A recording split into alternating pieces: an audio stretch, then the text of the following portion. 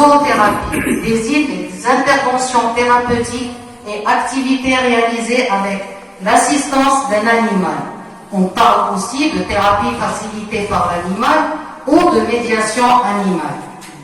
La zoothérapie est née grâce à l'histoire de Johnny, un petit garçon diagnostiqué autiste, et Jing, le chien d'un psychiatre.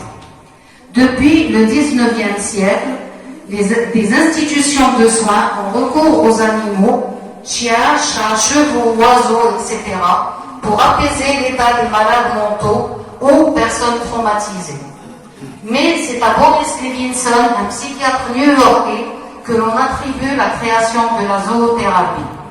À la fin des années 50, les parents de Johnny, le fameux petit garçon, mutique et replié sur lui-même, étiqueté autiste, comme on a dit tout à l'heure, ses parents ont consulté le docteur Levinson pour un dernier avis avant l'internement de leur fils.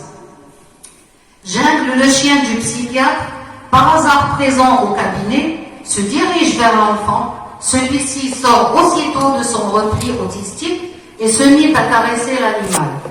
À la fin de la séance, devant ses parents étonnés, Johnny demande à revoir le chien. Levinson décide alors de revoir le garçon, assisté par Jungle, notant une amélioration incontestable. Le psychiatre fera participer des chiens ou des chats selon les patients à ces séances, inventant ainsi la psychothérapie assistée par l'animal. L'intérêt pour la zoothérapie ne cessera depuis de se développer, surtout à partir des années 90, parallèlement à celui que suscitent actuellement les animaux. À qui s'adresse la zoothérapie? La zoothérapie s'avère précieuse pour les personnes, enfants et adultes, en situation d'handicap physique, polyhandicapés, accidentés, non-voyants, malentendants, personnes souffrant de troubles neuromusculaires, ou psychiques, personnes atteintes d'autisme, de troubles psychiatriques, souffrant de dépression, de troubles de l'alimentation ou de l'image de soi.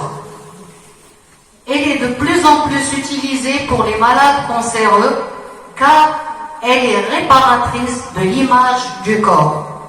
Et pour les personnes âgées chez qui elle stimule la mémoire. Elle est aussi employée pour resocialiser les prisonniers et les jeunes délinquants, ainsi que pour apprendre aux enfants difficiles à contrôler leurs émotions.